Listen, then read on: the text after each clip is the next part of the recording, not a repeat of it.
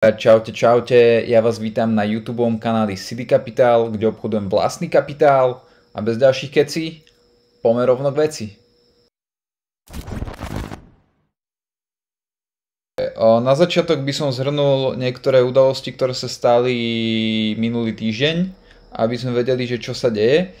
No a v podstate najdôležitejšia asi taká správa je, že tarifná vojna medzi Čínou a USA deeskalovala, to bolo na začiatku týždňa, v podstate z tých tarifov 140 zišli na Čína na 10 a Amerika zišla na 10 plus 20 za ten fentanyl, čo im dovážajú. Takže deeskalovalo aj tak tie úroky, či tie tarify neboli udržateľné, to bolo v podstate sa to rovnalo embargu na dané krajiny, Takže to bolo cca jasné, trh v závislosti na to reagoval pozitívne. Potom tu máme, že aj napriek tomu, že tie tarify boli znížené, tak aj tak sú v podstate najvyššie od roku 1928, hej.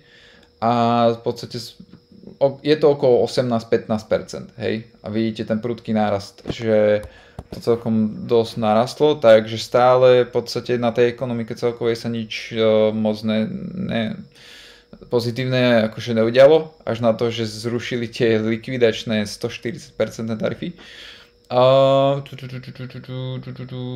ešte ďalšia vec, že Trump ešte slúbil ďalšie tarify na lieky a tuším ešte potom nejaké znova odvetné, že ak nejaká krajina sa pokusí, takže ešte máme asi 2 vlny tarifov.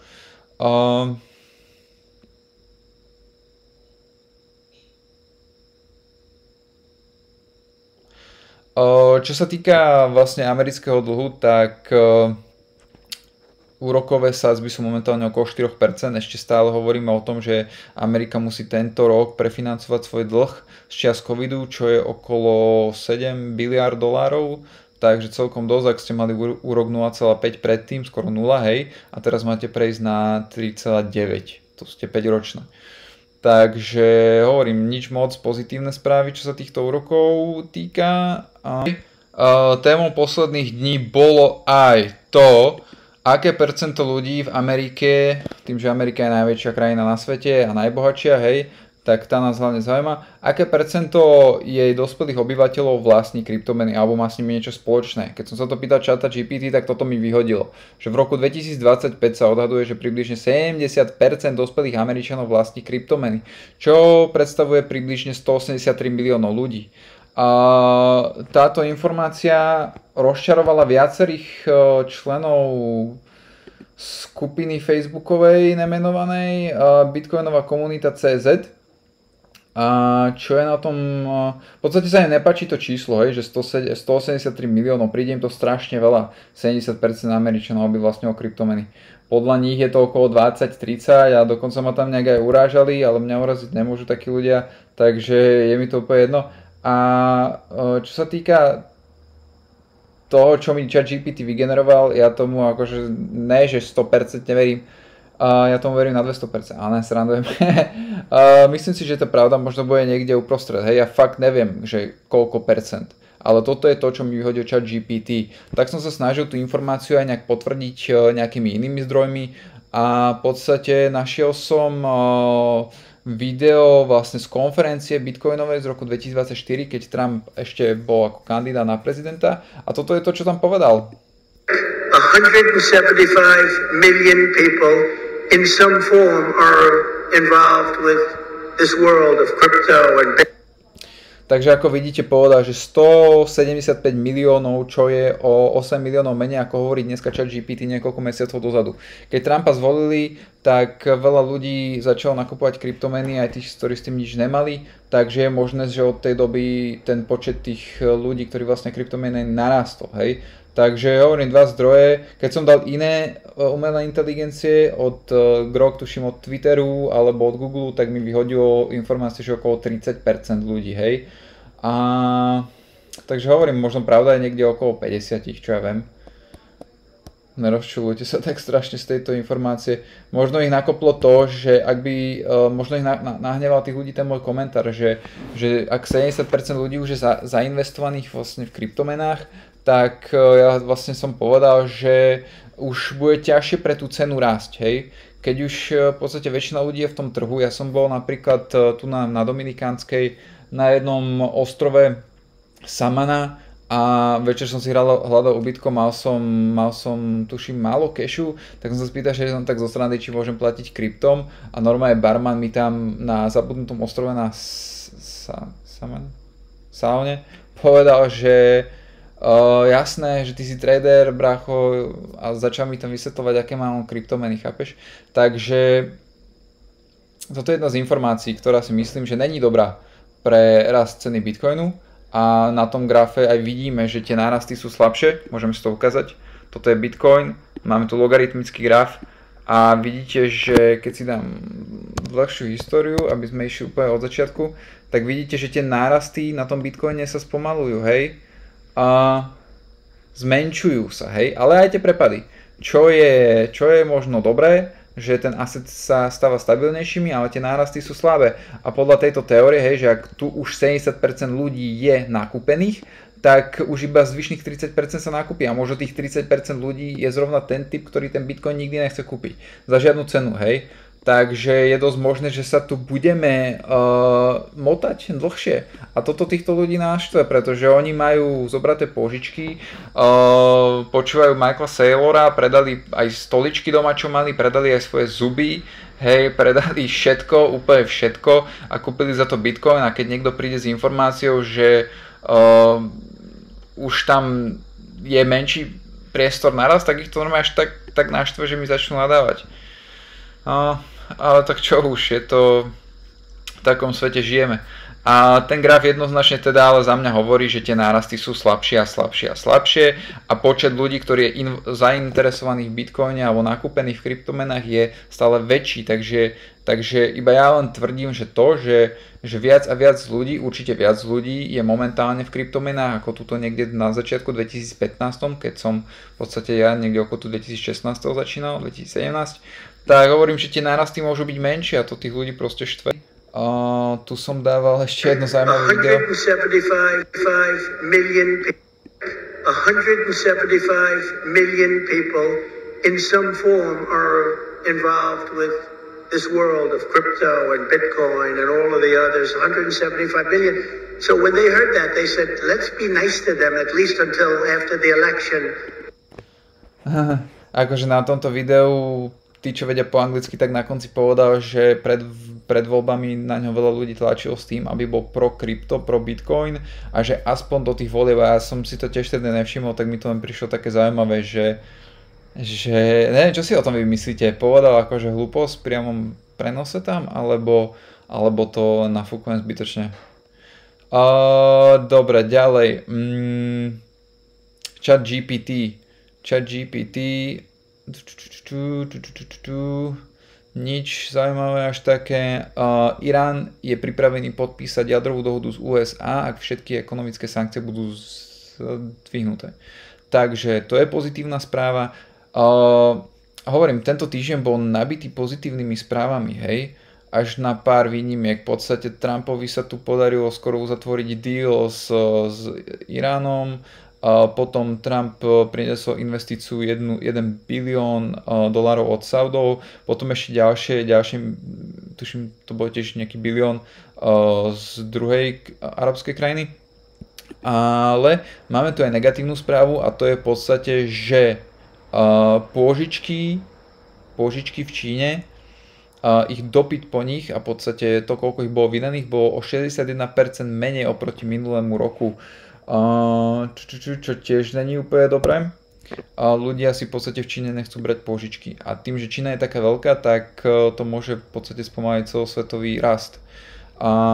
Áno, tu máme ďalší nadpis článku, potom tu som ešte našiel zaujímavý graf, ktorý nám ukazuje vlastne, že commercial and industrial loans, takže v podstate to sú komerčné a industriálne pôžičky, že vidíte, že v podstate klesajú za toto obdobie, hej, síce tuto už trošku sa zviechajú, ale čo je zaujímavejšie, že za to isté obdobie nezamestnanosť nám začína v podstate pomaličky stúpať.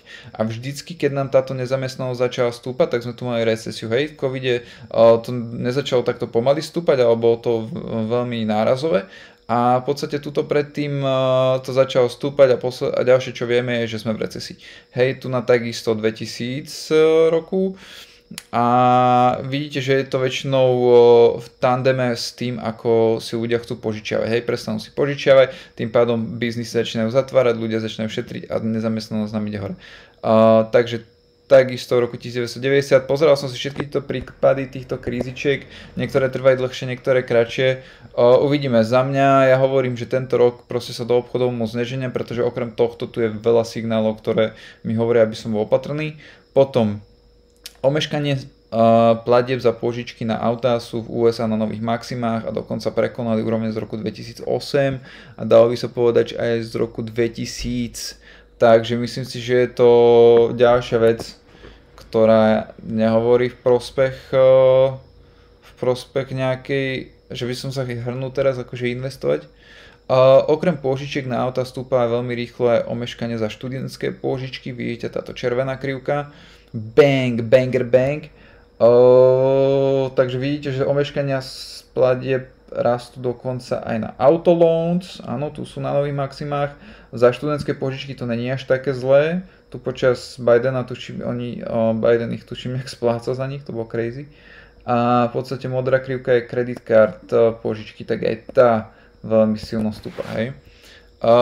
Ďalšia vec, Michael Burry, legendárny investor z Wall Street, ktorý vlastne istým spôsobom predpovedal krach v roku 2008 hypotekárnej bubliny, tak v podstate teraz predal všetky akcie, ako vidíte. Toto je screenshot z jeho posledného zverejnenia obchodov. A vidíte, že vlastne predal všetky svoje čínske akcie a nehal si iba ticker EL, Estée Lauder, ktorý v podstate vyrábal lipsticky, slnečné krémy, mydlá a v podstate ešte tam bolo niečo také zaujímavé, áno, sviečky a v podstate takú skincare, hej. Čo je zaujímavé, pretože tento rok sa blížime k solárnemu maximu, ale nechcem predbiehať, hej. Takže v podstate všetky akcie predáva, nehlásil len jednu túto spoločnosť na skincare a v podstate shortuje, ešte v podstate v ten deň vyšla informácia, že shortuje z 50% objemom portfólia Nvidia. Hej, takže nejak veľmi beríš z ničoho nič a bude to zaujímavé. Takže poďme na tu. Potom som tu ešte v skupine zdieral link na spoločnosti, ktoré momentálne prepúšťali, lebo veľké spoločnosti ako Microsoft napríklad idú prepúšťať 3% svojej pracovnej sily. Dobře. Ešte by som dokončil toho Burryho, než pôjdeme na tieto úrokové sadzby. Takže toto je oficiálne teraz portfólio Michaela Burryho, vidíte, že skoro 50% portfólia short na Nvidia, má tu short, vidíte put, má to v opciách, hej, 13% má na, tuším Alibaba, toto je PDD, put, JD tiež, to je čínsky nejaký Amazon a Estée, tá spoločnosť Estée Lauder, čo vyrábate slnečné krémy a v podstate sviečky, mydla, jak proste na apokalypsu nejaké akože hej, produkty, inak som si ich pozeral, sú extrémne dole, táto spoločnosť je extrémne dole, pozrieme si aj graf. A v podstate na všetko ostatné vidíte, že má put, to sú v podstate selly, to sú v podstate shorty. A Estée Lauder si pozrieme, EL, takto vyzerá graf Estée Lauder, v podstate od covidu sa táto spoločnosť, od roku 2022, kedy vlastne S&P našlo pík, tak táto spoločnosť pokračovala a klesala, hej, kdežto S&P bol už na nových maximách. Takže možno preto to kupuje, že to je nízko a mne to len prišlo zaujímavé, že v podstate pred pár dňami, tento týždeň sme vlastne mali najväčšiu slnečnú erupciu za tento rok a blížime sa solárnemu maximu, takže vtedy môže byť aj väčšia pravdepodobnosť, že prídu nejaké výpadky elektriny, tak preto mi prišlo zaujímavé, že keď som sa pozrel, že čo táto spoločnosť vyrába, tak to boli v podstate mydlá, slnečné krémy, sviečky a podobné veci, hej, v podstate. Táto spoločnosť je momentálne od svojho píku dole 82%, wow, 87 boli dokonca, ale na mesačnom timeframe vidíte, že po všetkými moving average všetky dve klesajú, ale neviem, ja nejsem odborník na túto akciu, takže som trošku opatrný. Keď som si pozeral ich P ratio, tak tak sú v podstate viacej mínuse. Ale hovorím, keď prišiel taký výpadok slnka, to je bolo niečo ako COVID event, hej, pre Modernu a pre Pfizer, jak leteli vtedy hore, tak toto by mohlo byť zaujímavé pre Estée Lauder. Možno nakúpim niečo do svojho portfólia, ale asi veľmi málo, pretože naozaj ja sa do tohto typu akcií nevyznám. Ale bolo by to zaujímavé. Bolo by to určite zaujímavé. Graf zatiaľ na víkendovom, vidíte, všetky moving average klesajú, síce tu už máme nejaký ten buy, ale ok. Nechcem sa k tomuto moc vrácať, len som vám to chcel ukázať, môžete si to keď tak sami nakúpiť dlhodobo. Hovorím, budete na jednej lodi s Michaelom Burrym. Dobre, ďalšia vec. Ďalšia vec je, že unemployment rate, prečo to aha, tu je link. Vidíte, že tuto ten graf mi končí, lenže v skutočnosti máme tu stránku, kde nám unemployment rate už vyzerá ale úplne inak. Tuto nám to už stúpa, vidíte, nezamestnanosť stúpla z 3,5 by sa dalo povedať na 4,2. A vidíte, že vždycky, keď to začalo takto stúpať, tak potom to najprv to začínalo pomaly a potom bang. Najprv pomaličky a potom bang. Toto vždycky tieto šedé miesta sú recesia, hej. Vidíte, pomaličky tu ani chvíľku a bang, recesia. Tady takisto, v podstate toto bolo asi jediný krát, možno preto, že to bolo tak vysoko. Ale vidíte, že toto už je celkom dosť dlhé obdobie, to už sú aj niekoľko kvartálov. Takže je to možné. Táto stránka, ešte raz, je na mojom telegrame. Kde som? Na mojom telegrame. Takže link na túto skupinu, ktorá je free, je dole v popisku. Ďalej, to bolo piatok, tuším, a úrokové sadzby v štátoch ako toto je, tuším, Austrália, Kanada, Nemecko, proste Veľká Británia, Francúzsko, Európska únia, Španielsko, Taliansko, Japonsko, Holandsko aj USA, tak všetky úroky v podstate na 30-ročných štátnych dlhopisoch stúpali. Hej. A v podstate tento trh, vlastne je to fiat trh, je to vlastne forex, by sa dalo povedať, tak tento trh je najväčší zo všetkých. A preto niektorí mu hovoria, že je najmudrejší. A keď tieto úrokové sadzby stúpajú, tak je to kvôli tomu, že investori sú opatrní a že nechcú investovať. Ale S&P stále vyzerá akože super bullish, ja to nechápem. Je to niečo, je to pre mňa jak 7. div, pretože ako vidíte, skoro všetky tieto news, ktoré vidíme, ktoré sú negatívne, hej, pretože tieto úrokové sadzby vysoké nie sú dobré pre spoločnosti. Ani pre štáty si nevedia povedať, a najhoršie na tom je tuším Japonsko. Pozrite sa na ten spike. Hej, takže najmenej veria Japonsku. Dobre, ďalej, ešte zaujímavá vec je toto. Že sme v podstate podľa tohto indikátoru na maximách, čo sa týka cien nehnuteľností v USA sú na maximách. Hej, už niekoľko rokov. Takže pre tých, ktorí si chcú kupovať byt, je to stále a stále drahšie a drahšie. Ale vidíte, máme tu rôzne úrovne, hej, takže ten medián by sa dal povedať, že je niekde tu, takže je dosť veľká pravdepodobnosť. Neviem, čo si z tohto grafu akože vy chcete zobrať, ale mne to príde, že sme na maximách a že je tu skôr väčšia pravdepodobnosť, že sa vrátime niekde k tomu mediánu, hej, niekde sem.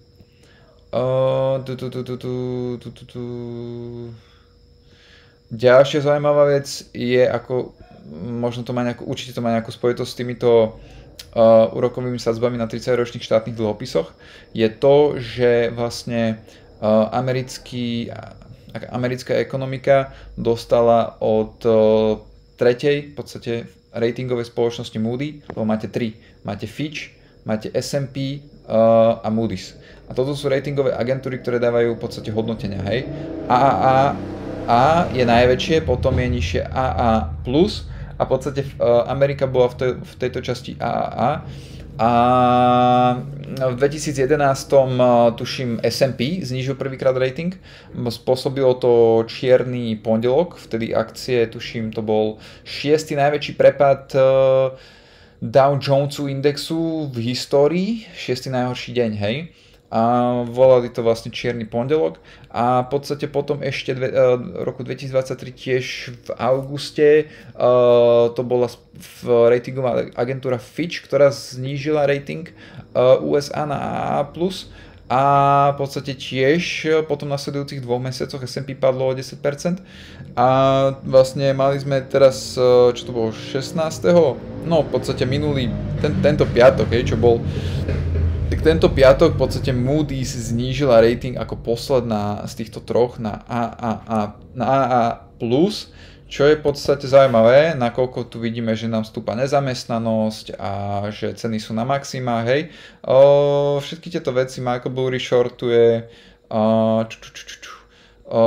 tieto schopnosť nesplácať vlastne tieto študentské pôžičky z kreditných kariet, či už alebo z aut, hej, a do toho vám rastú úroky, myslím si, že nie je úplne dobré pre tú ekonomiku, zároveň ak rastie nezamestnanosť, takže som zvedavý, kam to bude smerovať, pretože ja som ešte furt tento rok nič v podstate nenakúpil, furt som len sell a čakám na to, ale proste trh zatiaľ so mnou nesúhlasí, takže asi tak. Tuto ďalej už iba vysvetľujem v podstate to, čo som povedal. Môžem vám ukázať, jak to vyzerá teraz. Toto je súčasná situácia, toto bolo vlastne deň, kedy to sú denné sviečky, hej, tak to ideme pekne hore a v podstate teraz prišla táto správa. Sice sme na všetkými moving average a uvidíme, že čo, jak, hej, lebo v minulosti to vyzeralo takto. Toto bolo, keď S&P v roku 2011, vidíte, tu je ten strašný červený deň, Black Monday, a v podstate sme padli odtedy nejakých 10%, hej, od toho bodu, kedy to zverejnil, lenže vtedy už S&P klesalo, to je trošku rozdiel teraz. Takže uvidíme. A ďalší krát, keď to bol Fitch, ratingová agentúra Fitch, tak to zverejnila tu a v podstate sme takto 2 mesiace klesali, hej, 10%. Takže toto sa nám udialo a vlastne zníženie ratingu spôsobuje to, že úrokové sadzby idú hore, čo znemožňuje v podstate firmám a štátu si požičať lacno. Takže to je v podstate negatívne pre ekonomiku. To je bolo všetko z fundamentov, by sa dalo povedať, čo sa nám udiali minulý týždeň a poďme na graf. Poďme na graf, ktorý nám nesúhlasí. Čím začneme? Začneme Bitcoinom, klasicky. Tak jo. Tak Bitcoin, máme tu mesačný timeframe, už sme uprostred mesiaca, v podstate za polkou, máme tu krásnu zelenú dvojku, ktorá by ale nemala byť zelená dvojka, lebo táto jednotka by nemala byť jednotka, lebo sa neuzatvorila nad predchádzajúcimi 4 sviečkami, musela by uzatvoriť tu. Takže teoreticky, prakticky, logicky je toto zelená jednotka. Toto je zelená jednotka a na zelenej jednotke ešte vlastne nemáme potvrdenie, potrebovali sme až druhý mesiac, aby sa nám v podstate na mesačnom timeframe obchodoval Bitcoin sem, aby to bol v podstate buy. Teraz to vyzerá dobre. Áno, proste som trošku smutný, že som predal niekde okolo 95 a 84, ale čo sa dá robiť, mám ešte nejakú skinny game, mám nejakú štvrtinu nakúpenú kapitálu a uvidíme, keď to pôjde vyššie, tak predám a spriemerujem si nejak tú cenu, hej. Takže niečo tam mám, ale aspoň mám kľud na duši, pretože naozaj túto to nevyzerá vôbec dobre a kebyže sem ideme, tak ja mám predsa zodpovednosť a nechcem tam mať celý svoj život, jasné. Takže asi tak nejak. Takže mesačný timeframe vyzerá bullish stále. Tuto vyzerá veľmi zle. Máme tu teda zelenú jednotku, by sa dalo povedať. Ak uzatvoríme tu, tak je to fakt, že extrémne bullish. Avšak S&P nám už začína reagovať a keď pôjde S&P dole, podľa mňa pôjde aj Bitcoin dole, hej. Takže poďme na nižší timeframe. Poďme na nižšom timeframe. Počkaj, ešte by som sa vrátil k tomu mesačnému a pozrel by som sa, či tu nemám indikátor RSI. Kde ste? Tady. Relative Strength Index. Ako nám to tady vypadá? Takže stále, ako som hovoril asi aj v minulom videu, máme tu takúto divergenciu klesajúcu. Vidíte, že tie nárasty sú stále slabšie, to momentum nám klesa dohora, to je to, čo vám vysvetľujem, že to momentum sa zakrivuje, že už nie je také parabolické, ale že už v podstate je skôr také stabilnejšie, menšie prepady, menšie nárasty. Hej. To je pohode, to není zle. V podstate tam sa Bitcoin raz dostane, hej, ak chce byť svetové platidlo. Ja si nemyslím, že bude, ale myslím si, že bohatí s ním budú chcieť určite platiť, ale nebudú chcieť, aby k ňomu mal prístup tí druhí ľudia. Tí treba zo strednej a nižšej vrstvy, hej. pretože ich to chráni pred infláciou, je to neskonfiškovateľné a podobné veci. Takže vidíte, že to momentum klesá a momentálne sme tu na takej úrovni, že sme boli v prekúpení a teraz sme padli v podstate do tejto purpurovej zóny, ktorá je akože normál a ideme tu. Uvidíme teraz, ak pôjde to momentum vyššie, tak to bude dobre. Bude to vyzerať, že tá sila tam je a môžeme ísť možno až sem na tom Relative Strength Indexe, čo by znamenalo, čo ja viem, možno nejakých 100, 130, 150 tisíc, hej, na Bitcoine. No, takže asi toto je bol mesačný timeframe, všetky moving average stúpajú so správnom poradí, cena je nad nimi a máme zónu, mesačnú sviečku jednotkovú. Dobre, čo nám hovorí týždenný timeframe? Takisto tu vidíme túto divergenciu, hej, že momentum klesá, to sa furt omielam. Potom, čo nám hovoria moving average, podobne jak mesačný timeframe, všetky stúpajú, sú v správnom poradí, čo je super. A máme tu v podstate count, osmička, devina, táto uzatvorila, 1, 2, 3, 4. Toto je jednotka správne, jednotka, dvojka, trojka, štvorka, peťka, okolo peťky väčšinou býva nejaká korekcia, takže toto mi hovorí, že by sme mohli z niekde okolo 94 tisíc a potom uvidíme, či vyššie alebo čo. Vidíte tu aj takú v podstate na nižšom timeframe druhú divergenciu. To je vlastne týždenný timeframe, okrem tejto dlhodobej, hej, čo je niekoľko cyklová divergencia. Odtiaľ to sem, ale tuto vlastne sme boli vyššie, to bolo iba na mesačnom timeframe. OK, takže tu vidíme takú lokálnu divergenciu, hej, zatiaľ čo cena stúpa, hej, tuto vidíte, že cena stúpa.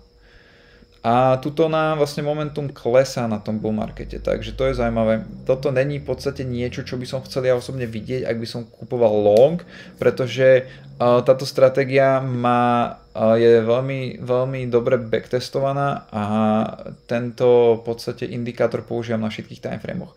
A keď si všimnete, tak ja to používam nie, že keď sme tak trošku prekúpení, hej, ale keď ideme do extrémneho prekúpenia a ostaneme tam dlho. A to sa nám presne túto stalo, hej. A odtedy sme nedokázali prekonať ten šialený nárast. Takže tie nárasty, buď vám ten asset rastie, alebo vám klesá. Je veľmi iba krátka doba, kedy ten asset stagnuje.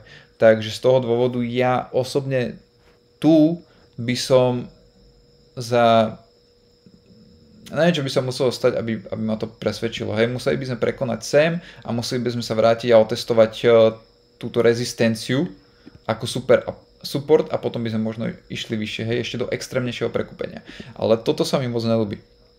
Takže tu máme týždenný timeframe, RSI bearish a moving average bullish spolu s TD sequential. Takže tak nejak. Čo sa mi nepáči ešte, je, že volume v podstate klesa. Hej. Od začiatku, od polky bull marketu to volume klesá.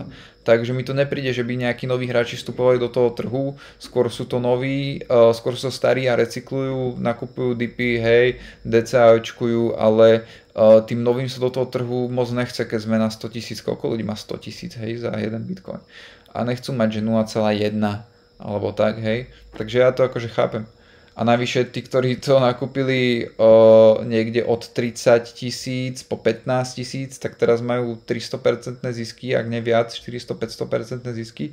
A to je za 2 roky celkom fajn, to je celkom slušné, hej. A keď to spojíte s tou neistotou, čo tu všetka je, tak ja by som to chápal, že vyberú nejaké zisky a že budú opatrnejší. To je denný timeframe, či týždenný. Poďme na denný. Denný timeframe vyzerá dobre. Sice nie sú všetky v správnom poradí, ale tuším všetky už stúpajú, už hovoríme o moving average. Sme tu v podstate na zelenej dvojke, TD sequential. Mali sme tu pohyb do strany, skoro týždeň, čo je vlastne bullish po takomto silnom náreste. Takže toto vyzerá celkom fajn. Pozrieme sa na RSI indikátor, sme v podstate presne v takom bode, hovorím, kde buď to prerazíme a pôjdeme vyššie, alebo nás niečo stiahne dole. Hej. Je to ťažko povedať, je to teraz 50-50. Nebudem sa aj nutiť do žiadneho obchodu, už som urobil rozhodnutie, tie peniaze, ktoré som predával, tie bitcoiny, ktoré som predával na týchto úrovniach 95, 80, čo to bolo? 5000 tiež, tak nejak, tak v podstate sú v tých amerických štátnych dlhopisoch a videli ste, že tie úroky na nich stúpajú, takže to je v podstate super pre mňa. Oficiálna inflácia je momentálne nejaké 2,3%, takže keď na tých úrokoch mám 5 a dokonca niekde až 6, tak 4% v podstate bez rizika, hej, by sa dalo povedať bez rizika. A považuje sa ako, že tento trh s dlhopisami ako za ten jeden z najbezpečnejších. Takže plus mám nejakú skin in game, ak by si chceli v podstate kopírovať moje obchody a môj risk management. Hovorím, v tejto fáze trhu už proste sa mi nechce toľko riskovať, takže som rád aj za tých 5% ročne, s tým, že keď príde nejaká korekcia, mám pušný prach, s ktorým môžem nakupovať. Takže takto asi vyzerá Bitcoin. Hovorím, nebudem sa nútiť do žiadneho obchodu, nemá to teraz...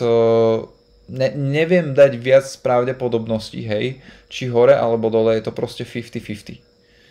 A tento rok som si chcel aj tak viacej oddychnúť a venovať sa tomuto YouTubeovému kanálu a vysvetľovať vám tie veci, aby ďalší rok, keď tie príležitosti neviem, či prídu, ale ak prídu, tak ďalší rok budeme to tam sypať, budeme tam dávať obchody a bude sa investovať veľký kapitál. Takže na to sa treba pripraviť, hej, treba pripraviť sa na tú rotáciu.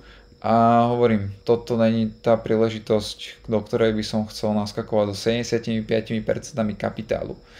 Ja som naskakoval, ak by vás to zaujímalo, niekde okolo tých 30 000. Hej. Možno 35, neviem. Nie, 35 nie. Niekde okolo 30 000. Toto bolo pre mňa veľké prekvapenie. A v podstate to bolo taká manipulácia, skolabovala FTX burza. No a v podstate hovorím, túto niekde som predával, takže priemerne som naskakoval okolo 30 000. Tak. Predával som niekde okolo 89, to je 200% za 2 roky, akože to už není 10 000 kapitál, hej. Takže už je to celkom slušné. Kde vám dajú 200%? Ja som spokojný. Ja si pamätám, že som dokázal vybrať zisky nejaké tu, keď som išiel do Paraguaja, lebo som to hral na safe side a sa mi to veľmi, veľmi dobre zúročilo, keď som potom mohol nakupovať na 30. Celý rok som v podstate nemusel nič zarobiť. Iba som čakal. Vtedy som dokonca ani neuročil, lebo vtedy boli úroky skoro 0. Hej. Takže teraz mám dokonca tie úroky a hovorím, tak toto nejak vyzerá, toto vyzerá Bitcoin, to by sme mali, nejaké menšie timeframe s vami nebudem preberať.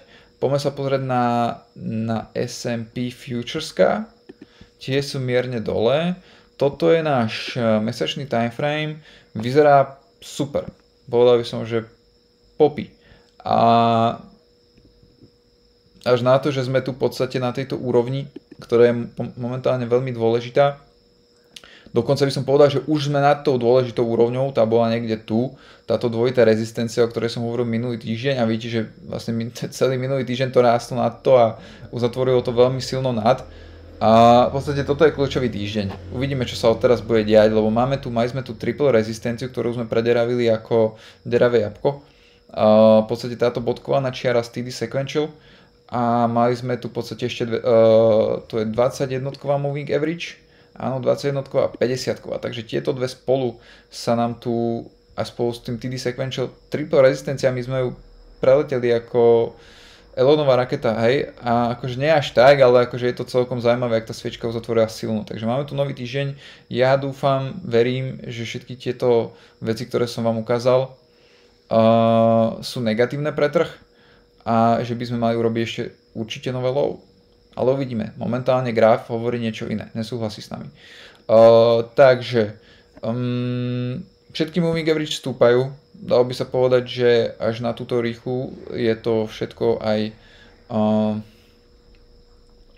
tak nie, pardon. Všetky moving average stúpajú, sú v správnom poradí a cena je nad nimi. Ale sme, hovorím, nad tým bodom. Ak by sme sa vrátili sem, tak si myslím, že by to bolo veľmi negatívne pre ten trh. Pretože mohlo by to byť tu iba dočasné vykopnutie nad v podstate všetkých, čo tu majú stop lossy. Veľa ľudí tu určite shortovalo, lebo to, čo vidím ja, vidia aj ostatní. a v podstate tí market makery mohli posunúť tú cenu vyššie a teraz v podstate oni môžu predať, lebo oni uzatvárajú svoje shorty a hedge a tak a oni v podstate tu majú likviditu, ktorú môžu vybrať, hej. Takže by ma to vôbec nečudovalo, keby sa to vrátilo späť. Čo sa týka denný timeframe, tak sme tu mali ešte aj na dennom, okrem týždenného timeframeu, hej, že tu máme tieto dve moving average ako rezistenciu plus TD sequential, tak aj na dennom sme tu mali v podstate dve moving average a mali sme tu v podstate aj preťatie stovkové a 200-kové moving average plus tiež TD sequential rezistenciu, z tejto červená bodkovaná čiara. Takže hovorím, veľmi ma to prekvapilo, že sme to takto prederavili, ale pozrieme RSIčko nám neukazuje divergenciu, zaujímavé, takže to momentum je celkom silné, by sa dalo povedať. A možno takúto dlhodobejšiu divergenciu by som tu videl, ale aj tá bola v podstate už zamietnutá, by sa dalo povedať, lebo sme sa dostali na dňu, vidíte. A v podstate ešte by som chcel teraz vidieť, že ju otestujeme ako rezistenciu, hej. Ak by sme urobili niečo, že hop sem dole a ešte vyššie, tak by to mohol byť potenciálny long. Ale ešte je skoro hovoriť. Hovorím, teraz je to presne na takej úrovni, že ťažko povedať. Pipty. A to nemáme radi.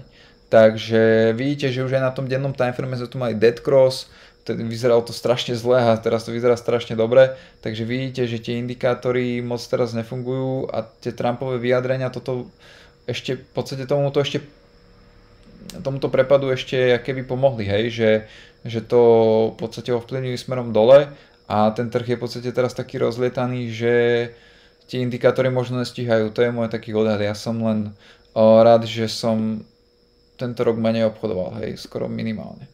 Takže denný vyzerá tak, že ani všetky moving average nie sú v správnom poradí. Už tu sme aj dead cross a začína to vyzerať v podstate tak horšie. Plus do toho tie správy. Takže toto by bolo v podstate S&P, zlatičko nám stúpa, jasné, ale tiež sa nehrnem do obchodu. 10% korekcia tu bola, ale pre mňa nezaujímavá na zlate. Ja by som chcel vidieť aspoň takú 20-30%.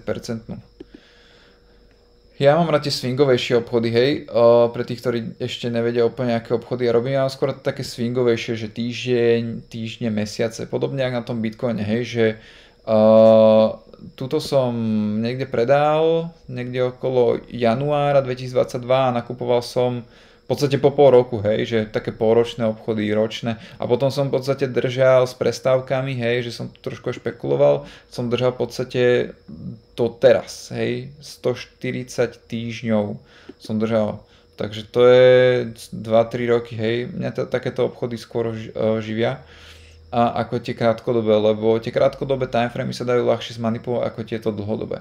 Na začiatok by som zhrnul niektoré udalosti, ktoré sa stali minulý týždeň, aby sme vedeli, že čo sa deje.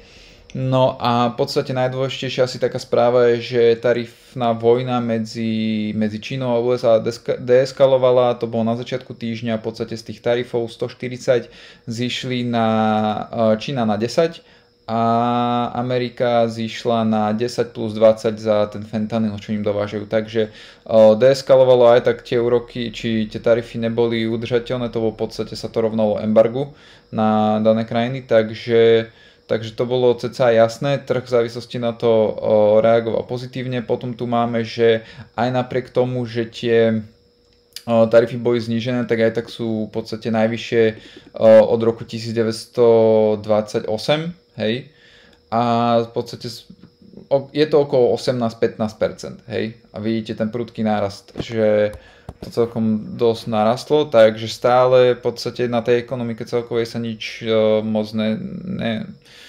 pozitívne akože neudialo, až na to, že zrušili tie likvidačné 140% tarify. A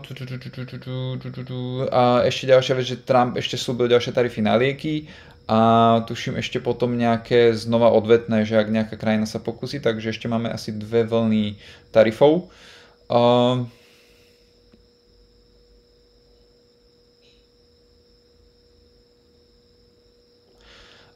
Čo sa týka vlastne amerického dlhu, tak úrokové sadzby sú momentálne okolo 4%, ešte stále hovoríme o tom, že Amerika musí tento rok prefinancovať svoj dlh z čias covidu, čo je okolo 7 biliárd dolárov, takže celkom dosť, ak ste mali úrok 0,5 predtým, skoro 0, hej, a teraz máte prejsť na 3,9, to ste 5 ročné.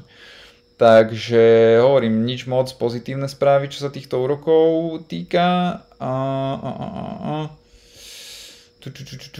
Potom podľa ChatGPT a v podstate aj podľa prezidenta Trumpa 183 miliónov ľudí podľa ChatGPT a 175 miliónov ľudí ešte z predvoľbnej kampane, keď Trump hovoril na kryptokonferencii, tak v podstate je to celkom podobné číslo a vlastne údajne až 70% ľudí u Američanov už nejakým spôsobom bolo zainteresovaných do kryptomien, či už nakúpili alebo ich použili.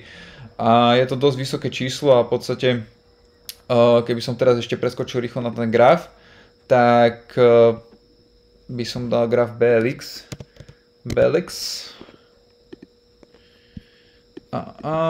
Dáme si tu zmenšený preč. Dáme si logaritmický timeframe, nech to vidíme takto pekne. Tak ako vidíte, v podstate tie nárasty sa zmenšujú, hej, tá krivka sa zakrivuje. Na začiatku tu skoro nikto nemá kryptomeny, hej, takže stačilo veľmi málo ľudí a cena išla rýchlejšie hore a čím väčší je ten asset, tým ťažšie sa pumpuje, hej. No a momentálne je možné, že už sme dosiahli aj ten pík, uvidíme. Takže toto by bolo k tomu príspevku, čo sa týka počtu ľudí, ktorí už obchodujú kryptomeny alebo s nimi niečo mali. Tu som dával ešte jedno zaujímavé video. 175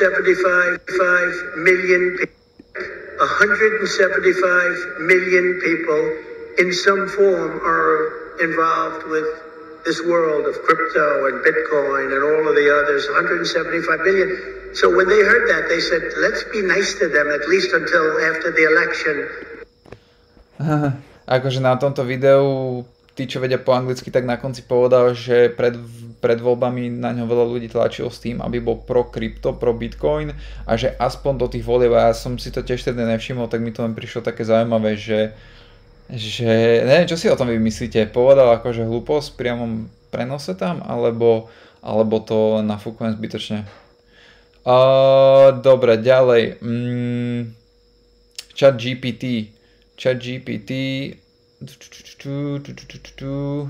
Nič zaujímavé až také. Irán je pripravený podpísať jadrovú dohodu z USA, ak všetky ekonomické sankcie budú zdvihnuté. Takže to je pozitívna správa. Hovorím, tento týždeň bol nabitý pozitívnymi správami, hej, až na pár výnimiek. V podstate Trumpovi sa tu podarilo skoro uzatvoriť deal s Iránom, potom Trump priniesol investíciu 1 bilión dolárov od Saudov, potom ešte ďalšie, tuším, to bolo tiež nejaký bilión z druhej arabskej krajiny. Ale máme tu aj negatívnu správu a to je v podstate, že pôžičky v Číne, ich dopyt po nich a v podstate to, koľko ich bolo vydaných, bolo o 61% menej oproti minulému roku, čo tiež není úplne dobré. Ľudia si v podstate v Číne nechcú brať pôžičky a tým, že Čína je taká veľká, tak to môže v podstate spomaliť celosvetový rast. Áno, tu máme ďalší nadpis článku, potom tu som ešte našiel zaujímavý graf, ktorý nám ukazuje vlastne, že commercial and industrial loans, takže v podstate to sú komerčné a industriálne pôžičky, že vidíte, že v podstate klesajú za toto obdobie, hej, síce tuto už trošku sa zviechajú, ale čo je zaujímavejšie, že za to isté obdobie nezamestnanosť nám začína v podstate pomaličky stúpať. A vždycky, keď nám táto nezamestnanosť začala stúpať, tak sme tu mali recesiu. Hej, v covide to nezačalo takto pomaly stúpať, ale bolo to veľmi nárazové. A v podstate tuto predtým to začalo stúpať a ďalšie, čo vieme, je, že sme v recesii. Hej, tu na takisto 2000 roku. A vidíte, že je to väčšinou v tandeme s tým, ako si ľudia chcú požičiavať. Hej, prestanú si požičiavať, tým pádom biznisy začínajú zatvárať, ľudia začínajú šetriť a nezamestnanosť nám ide hore. Takže takisto v roku 1990 pozeral som si všetky tieto prípady týchto krízičiek, niektoré trvajú dlhšie, niektoré kratšie. Uvidíme. Za mňa, ja hovorím, že tento rok proste sa do obchodov moc neženiem, pretože okrem tohto tu je veľa signálov, ktoré mi hovoria, aby som bol opatrný. Potom omeškanie platieb za pôžičky na autá sú v USA na nových maximách a dokonca prekonali úrovne z roku 2008 a dalo by sa povedať aj z roku 2000, takže myslím si, že je to ďalšia vec, ktorá nehovorí v prospech nejakej, že by som sa hrnul teraz akože investovať. Okrem pôžičiek na auta stúpa veľmi rýchle omeškanie za študentské pôžičky, vidíte táto červená krivka, bang, banger, bang. Takže vidíte, že omeškania z platieb rastú dokonca aj na autoloans, áno, tu sú na nových maximách. Za študentské požičky to není až také zlé, tu počas Bidena tuším, Biden ich tuším nejak splácal za nich, to bolo crazy. A v podstate modrá krivka je credit card požičky, tak aj tá veľmi silno stúpa, hej. Ďalšia vec. Michael Burry, legendárny investor z Wall Street, ktorý vlastne istým spôsobom predpovedal krach v roku 2008 hypotekárnej bubliny, tak v podstate teraz predal všetky akcie, ako vidíte. Toto je screenshot z jeho posledného zverejnenia obchodov a vidíte, že vlastne predal všetky svoje čínske akcie a nehal si iba ticker EL, Estée Lauder, ktorý v podstate vyrába lipsticky, slnečné krémy, mydlá a v podstate ešte tam bolo niečo také zaujímavé, áno, sviečky a v podstate takú skincare, hej. Čo je zaujímavé, pretože tento rok sa blížime k solárnemu maximu, ale nechcem predbiehať, hej. Takže v podstate všetky akcie predáva, nehlásil len jednu túto spoločnosť na skincare a v podstate shortuje, ešte v podstate v ten deň vyšla informácia, že shortuje s 50% objemom portfólia Nvidia, hej, takže nejak veľmi beríš z ničoho nič a bude to zaujímavé. Takže poďme na tu. Potom som tu ešte v skupine zdieľal link na spoločnosti, ktoré momentálne prepúšťali, lebo veľké spoločnosti ako Microsoft napríklad idú prepúšťať 3% svojej pracovnej sily. Dobře. Ešte by som dokončil toho Burryho, než pôjdeme na tieto úrokové sadzby. Takže toto je oficiálne teraz portfólio Michaela Burryho, vidíte, že skoro 50% portfólia short na Nvidia, má tu short, vidíte put, má to v opciách, hej, 13% má na, tuším Alibaba, toto je PDD, put, JD tiež, to je čínsky nejaký Amazon a Estée,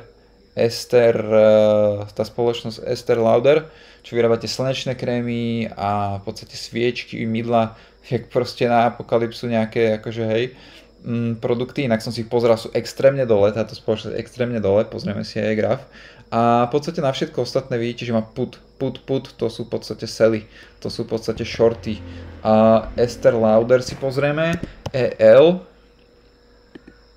takto vyzerá graf Estée Lauder, v podstate od covidu sa táto spoločnosť, od roku 2022, kedy vlastne S&P našlo pík, tak táto spoločnosť pokračovala a klesala, hej, kdežto S&P bol už na nových maximách.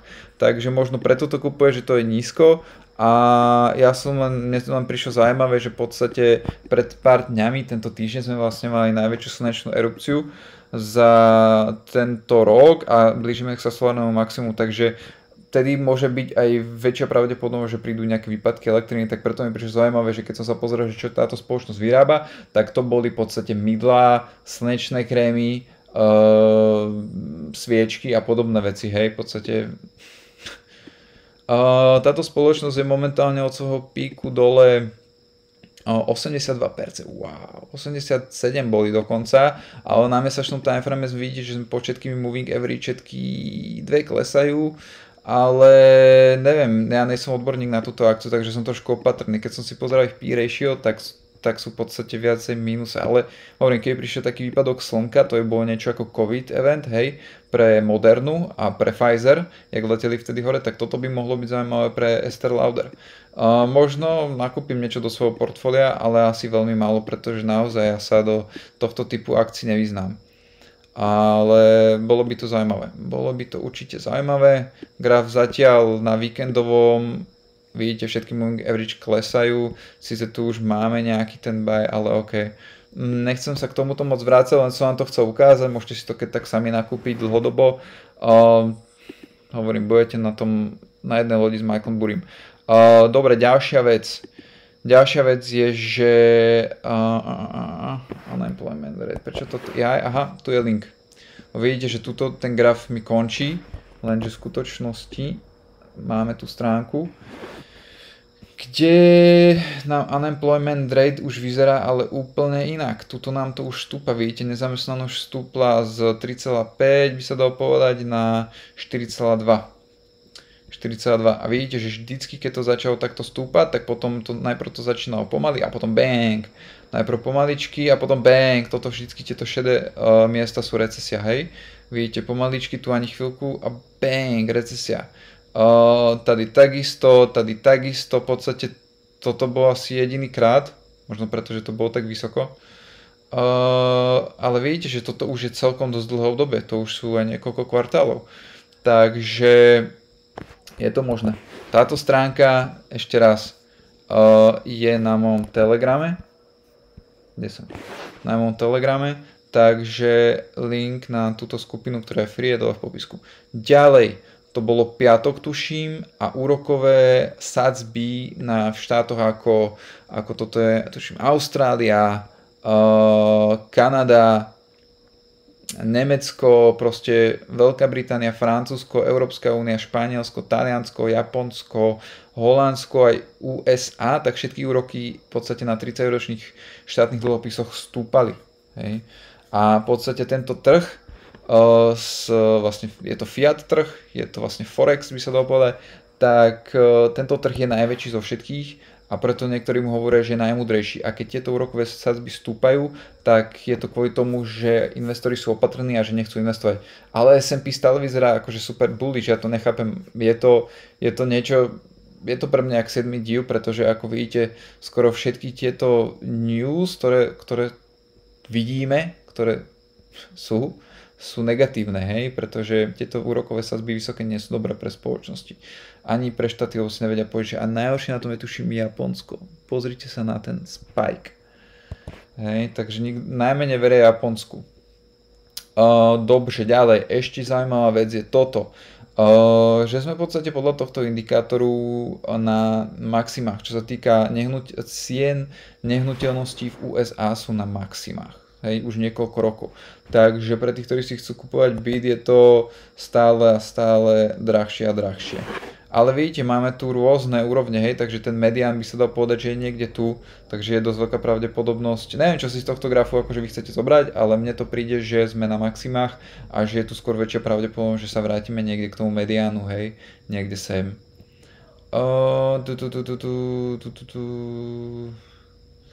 Ďalšia zaujímavá vec je, ako možno to má určite to má nejakú spojitosť s týmito úrokovými sadzbami na 30-ročných štátnych dlhopisoch, je to, že vlastne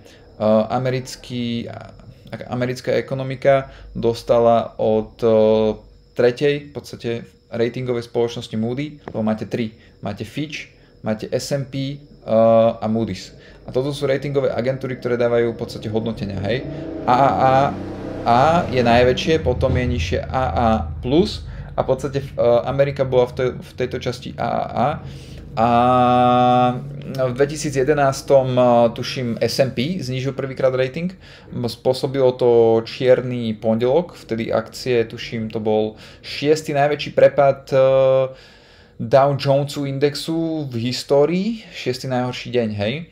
A volali to vlastne čierny pondelok a v podstate potom ešte roku 2023 tiež v auguste to bola ratingová agentúra Fitch, ktorá znížila rating USA na AA+, a v podstate tiež potom v nasledujúcich 2 mesiacoch S&P padlo o 10% a vlastne mali sme teraz, čo to bolo, 16.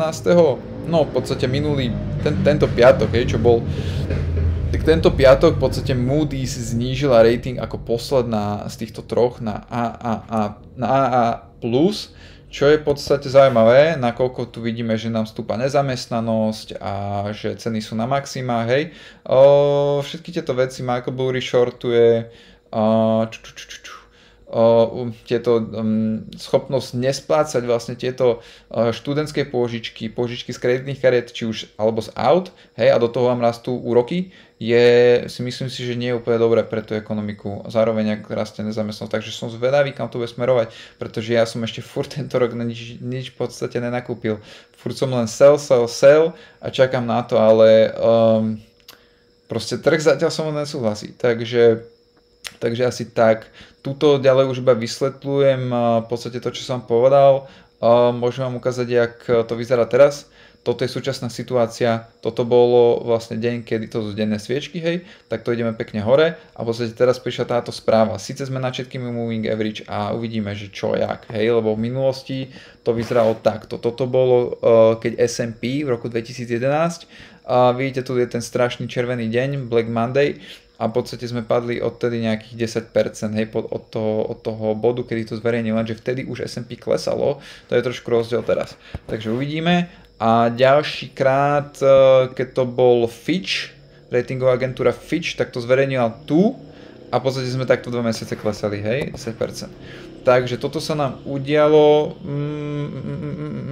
a vlastne zníženie ratingu spôsobuje to, že úrokové sadzby idú hore, čo znemožňuje v podstate firmám a štátu si požičať lacno. Takže to je v podstate negatívne pre ekonomiku. To je bolo všetko z fundamentov, by sa dalo povedať, čo sa nám udiali minulý týždeň a poďme na graf. Poďme na graf, ktorý nám nesúhlasí. Čím začneme? Začneme Bitcoinom, klasicky. Tak jo. Tak Bitcoin, máme tu mesačný timeframe, už sme uprostred mesiaca, v podstate za polkou, máme tu krásnu zelenú dvojku, ktorá by ale nemala byť zelená dvojka, lebo táto jednotka by nemala byť jednotka, lebo sa neuzatvorila nad predchádzajúcimi 4 sviečkami, musela by uzatvoriť tu. Takže teoreticky, prakticky, logicky je toto zelená jednotka. Toto je zelená jednotka a na zelenej jednotke ešte vlastne nemáme potvrdenie, potrebovali sme až druhý mesiac, aby sa nám v podstate na mesačnom timeframe obchodoval Bitcoin sem, aby to bol v podstate buy. Teraz to vyzerá dobre. Áno, proste som trošku smutný, že som predal niekde okolo 95 a 84, ale čo sa dá robiť, mám ešte nejakú skinny game, mám nejakú štvrtinu nakúpenú kapitálu a uvidíme, keď to pôjde vyššie, tak predám a spriemerujem si nejak tú cenu, hej. Takže niečo tam mám, ale aspoň mám kľud na duši, pretože naozaj túto to nevyzerá vôbec dobre a kebyže sem ideme, tak ja mám predsa zodpovednosť a nechcem tam mať celý svoj život, jasné. Takže asi tak nejak. Takže mesačný timeframe vyzerá bullish stále. Tuto vyzeralo veľmi zle. Máme tu teda zelenú jednotku, by sa dalo povedať. Ak uzatvoríme tu, tak je to fakt, že extrémne bullish. Avšak S&P nám už začína reagovať a keď pôjde S&P dole, podľa mňa pôjde aj Bitcoin dole, hej. Takže poďme na nižší timeframe. Poďme na nižšom timeframe. Počkaj, ešte by som sa vrátil k tomu mesačnému a pozrel by som sa, či tu nemám indikátor RSI. Kde ste? Tady. Relative Strength Index. Ako nám to tady vypadá? Takže stále, ako som hovoril asi aj v minulom videu, máme tu takúto divergenciu klesajúcu. Vidíte, že tie nárasty sú stále slabšie, to momentum nám klesa dohora, to je to, čo vám vysvetľujem, že to momentum sa zakrivuje, že už nie je také parabolické, ale že už v podstate je skôr také stabilnejšie, menšie prepady, menšie nárasty. Hej. To je pohode, to není zle. V podstate tam sa Bitcoin raz dostane, hej, ak chce byť svetové platidlo. Ja si nemyslím, že bude, ale myslím si, že bohatí s ním budú chcieť určite platiť, ale nebudú chcieť, aby k ňomu mal prístup tí druhí ľudia. Tí treba zo strednej a nižšej vrstvy, hej. Pretože ich to chráni pred infláciou, je to neskonfiškovateľné a podobné veci. Takže vidíte, že to momentum klesá a momentálne sme tu na takej úrovni, že sme boli v prekúpení a teraz sme padli v podstate do tejto purpurovej zóny, ktorá je akože normál.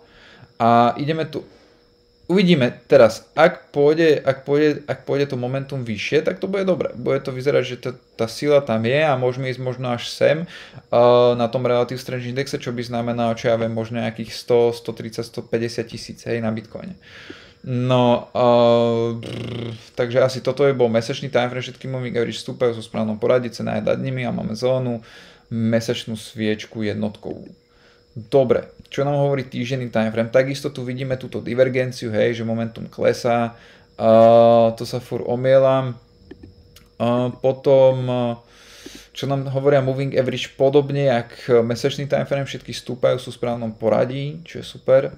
A máme tu v podstate count, osmička, devina, táto uzatvorila, 1, 2, 3, 4. Toto je jednotka správne, jednotka, dvojka, trojka, štvorka, peťka, okolo peťky väčšinou býva nejaká korekcia, takže toto mi hovorí, že by sme mohli ísť niekde okolo 94 000 a potom uvidíme, či vyššie alebo čo. Vidíte tu aj takú v podstate na nižšom timeframe druhú divergenciu. To je vlastne týždenný timeframe, okrem tejto dlhodobej, hej, čo je niekoľko cyklová divergencia. Odtiaľ to sem, ale tuto vlastne sme boli vyššie, to bolo iba na mesačnom timeframe. OK, takže tu vidíme takú lokálnu divergenciu, hej, zatiaľ čo cena stúpa. Hej, tuto vidíte, že cena stúpa. A tuto nám vlastne momentum klesá na tom bull markete, takže to je zaujímavé. Toto není v podstate niečo, čo by som chcel ja osobne vidieť, ak by som kupoval long, pretože táto stratégia je veľmi, veľmi dobre backtestovaná a tento v podstate indikátor používam na všetkých timeframoch. A keď si všimnete, tak ja to používam nie, že keď sme tak trošku prekúpení, hej, ale keď ideme do extrémneho prekúpenia a ostaneme tam dlho. A to sa nám presne túto stalo, hej. A odtedy sme nedokázali prekonať ten šialený nárast, takže tie nárasty, buď vám ten asset rastie, alebo vám klesá. Je veľmi iba krátka doba, kedy ten asset stagnuje. Takže z toho dôvodu ja osobne tu by som neviem, čo by sa muselo stať, aby ma to presvedčilo. Hej, museli by sme prekonať sem a museli by sme sa vrátiť a otestovať túto rezistenciu ako super support a potom by sme možno išli vyššie, hej, ešte do extrémnejšieho prekúpenia. Ale toto sa mi moc neľúbi. Takže tu máme týždenný timeframe, RSI bearish a moving average bullish spolu s TD sequential. Takže tak nejak. Čo sa mi nepáči ešte je, že volume v podstate klesa. Hej. Od začiatku, od polky bull marketu to volume klesá. Takže mi to nepríde, že by nejakí noví hráči vstupovali do toho trhu, skôr sú to noví, skôr sú starí a recyklujú, nakupujú dipy, hej, DCAčkujú, ale tým novým sa do toho trhu moc nechce, keď sme na 100 000, koľko ľudí má 100 000, hej, za jeden bitcoin. A nechcú mať, že 0,1 alebo tak, hej. Takže ja to akože chápem. A navyše tí, ktorí to nakúpili niekde od 30 000 po 15 000, tak teraz majú 300% zisky, ak ne viac, 400-500% zisky. A to je za 2 roky celkom fajn, to je celkom slušné, hej. A keď to spojíte s tou neistotou, čo tu všetka je, tak ja by som to chápal, že vyberú nejaké zisky a že budú opatrnejší. To je denný timeframe, či týždenný. Poďme na denný. Denný timeframe vyzerá dobre. Sice nie sú všetky v správnom poradí, ale tuším všetky už stúpajú, už hovoríme o moving average. Sme tu v podstate na zelenej dvojke, TD sequential. Mali sme tu pohyb do strany, skoro týždeň, čo je vlastne bullish po takomto silnom náreste. Takže toto vyzerá celkom fajn. Pozrieme sa na RSI indikátor, sme v podstate presne v takom bode, hovorím, kde buď to prerazíme a pôjdeme vyššie, alebo nás niečo stiahne dole. Hej. Je to ťažko povedať, je to teraz 50-50.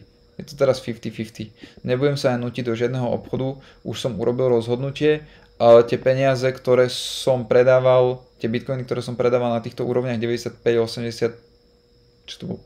5000 tiež, tak nejak, tak v podstate sú v tých amerických štátnych dlhopisoch a videli ste, že tie úroky na nich stúpajú, takže to je v podstate super pre mňa.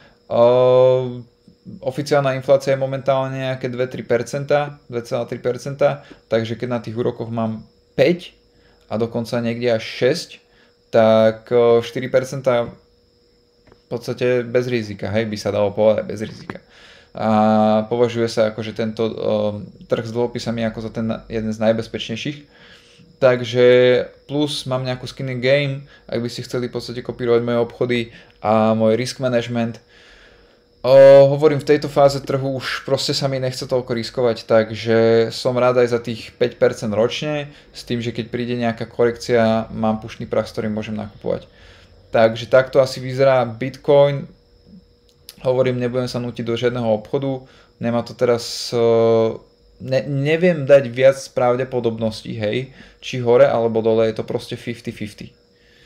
A tento rok som si chcel aj tak viacej oddychnúť a venovať sa tomuto YouTubeovému kanálu a vysvetľovať vám tie veci, aby ďalší rok, keď tie príležitosti neviem či prídu, ale ak prídu, tak ďalší rok budeme to tam sypať, budeme tam dávať obchody a bude sa investovať veľký kapitál. Takže na to sa treba pripraviť, hej, treba pripraviť sa na tú rotáciu a hovorím, toto není tá príležitosť, do ktorej by som chcel naskakovať so 75% kapitálu. Ja som naskakoval, ak by vás to zaujímalo, niekde okolo tých 30 000. Hej. Možno 35, neviem. Nie, 35 nie. Niekde okolo 30 000. Toto bolo pre mňa veľké prekvapenie a v podstate to bolo taká manipulácia, skolabovala FTX burza. No a v podstate hovorím, tuto niekde som predával, takže priemerne som naskakoval okolo 30 000. Tak. Predával som niekde okolo 89, to je 200% za 2 roky, akože to už není 10 000 kapitál, hej. Takže už je to celkom slušné. Kde vám dajú 200%? Ja som spokojný. Ja si pamätám, že som dokázal vybrať zisky nejaké tu, keď som išiel do Paraguaja, lebo som to hral na safe side a sa mi to veľmi, veľmi dobre zúročilo, keď som potom mohol nakupovať na 30. Hej. Celý rok som v podstate nemusel nič zarobiť. Iba som čakal. Vtedy som dokonca ani neuročil, lebo vtedy boli úroky skoro 0. Hej. Takže teraz mám dokonca tie úroky a hovorím, tak toto nejak vyzerá, toto vyzerá Bitcoin, to by sme mali, nejaké menšie timeframy s vami nebudem preberať. Poďme sa pozrieť na S&P Futureska, tie sú mierne dole. Toto je náš mesačný timeframe, vyzerá super, povedal by som, že popy. A až na to, že sme tu v podstate na tejto úrovni, ktorá je momentálne veľmi dôležitá, dokonca by som povedal, že už sme nad tou dôležitou úrovňou, tá bola niekde tu, táto dvojitá rezistencia, o ktorej som hovoril minulý týždeň a vidíte, že vlastne celý minulý týždeň to rástlo nad to a uzatvorilo to veľmi silno nad. A v podstate toto je kľúčový týždeň. Uvidíme, čo sa odteraz bude diať, lebo mali sme tu triple rezistenciu, ktorú sme prederavili ako deravé jabko. V podstate táto bodkovaná čiara z TD Sequential a mali sme tu v podstate ešte to je 21-ková moving average. Áno, 21 a 50, takže tieto dve spolu sa nám tu a spolu s tým TD Sequential triple rezistenciami sme ju preleteli ako Elonová raketa, hej, a akože nie až tak, ale akože je to celkom zaujímavé, ak tá sviečka uzatvorila silno. Takže máme tu nový týždeň, ja dúfam, verím, že všetky tieto veci, ktoré som vám ukázal, sú negatívne pre trh a že by sme mali urobiť ešte určite nové low. Ale uvidíme. Momentálne graf hovorí niečo iné. Nesúhlasí s nami. Takže všetky moving average stúpajú. Dalo by sa povedať, že až na túto rýchlu je to všetko aj... tak nie, pardon. Všetky moving average stúpajú, sú v správnom poradí a cena je nad nimi. Ale sme, hovorím, nad tým bodom. Ak by sme sa vrátili sem, tak si myslím, že by to bolo veľmi negatívne pre ten trh. Pretože mohlo by to byť tu iba dočasné vykopnutie nad v podstate všetky, čo tu majú stop lossy. Veľa ľudí tu určite shortovalo, lebo to, čo vidím ja, vidia aj ostatní. A v podstate tí market makery mohli posunúť tú cenu vyššie a teraz v podstate oni môžu predať, lebo oni uzatvárajú svoje shorty a hedge a tak. A oni v podstate tu majú likviditu, ktorú môžu vybrať, hej. Takže by ma to vôbec nečudovalo, keby sa to vrátilo späť Čo sa týka denný timeframe, tak sme tu mali ešte aj na dennom, okrem týždenného timeframeu, hej, že tu máme tieto dve moving average ako rezistenciu plus TD sequential, tak aj na dennom sme tu mali v podstate dve moving average a mali sme tu v podstate aj pre tie stovkové a 200-kové moving average plus tiež TD sequential rezistenciu, z tejto červená bodkovaná čiara. Takže hovorím, veľmi ma to prekvapilo, že sme to takto prederavili, ale pozrieme RSIčko nám neukazuje divergenciu, zaujímavé, takže to momentum je celkom silné, by sa dalo povedať. A možno takúto dlhodobejšiu divergenciu by som tu videl, ale aj tá bola v podstate už zamietnutá, by sa dalo povedať, lebo sme sa dostali na dňu, vidíte. A v podstate ešte by som chcel teraz vidieť, že ju otestujeme ako rezistenciu, hej. Ak by sme urobili niečo, že hop sem dole a ešte vyššie, tak by to mohol byť potenciálny long. Ale ešte je skoro hovoriť. Hovorím, teraz je to presne na takej úrovni, že ťažko povedať. Pipty. A to nemáme radi. Takže vidíte, že už aj na tom dennom timeframe sme tu mali dead cross, vyzeralo to strašne zle a teraz to vyzerá strašne dobre, takže vidíte, že tie indikátory moc teraz nefungujú a tie Trumpové vyjadrenia toto ešte v podstate tomuto prepadu ešte keby pomohli, hej, že to v podstate ovplyvnili smerom dole a ten trh je v podstate teraz taký rozlietaný, že tie indikátory možno nestíhajú, to je môj taký odhad, ja som len rád, že som tento rok menej obchodoval, hej, skoro minimálne. Takže denný vyzerá tak, že ani všetky moving average nie sú v správnom poradí. Už tu sme aj dead cross a začína to vyzerať v podstate tak horšie. Plus do toho tie správy. Takže toto by bolo v podstate S&P, zlatičko nám stúpa, jasné, ale tiež sa nehrnem do obchodu. 10% korekcia tu bola, ale pre mňa nezaujímavá na zlate. Ja by som chcel vidieť aspoň takú 20-30%. Ja mám rád tie swingovejšie obchody, hej, pre tých, ktorí ešte nevedia úplne aké obchody ja robím, ja mám skôr také swingovejšie, že týždne, mesiace, podobne ako na tom Bitcoine, hej, že tuto som niekde predal, niekde okolo januára 2022 a nakupoval som v podstate po pol roku, hej, že také polročné obchody, ročné a potom som v podstate držal s prestávkami, hej, že som trošku špekuloval, som držal v podstate to teraz, hej, 140 týždňov som držal, takže to je 2-3 roky, hej, mňa takéto obchody skôr živia ako tie krátkodobé, lebo tie krátkodobé timeframey sa dajú ľahšie zmanipulovať ako tieto dlhodobé.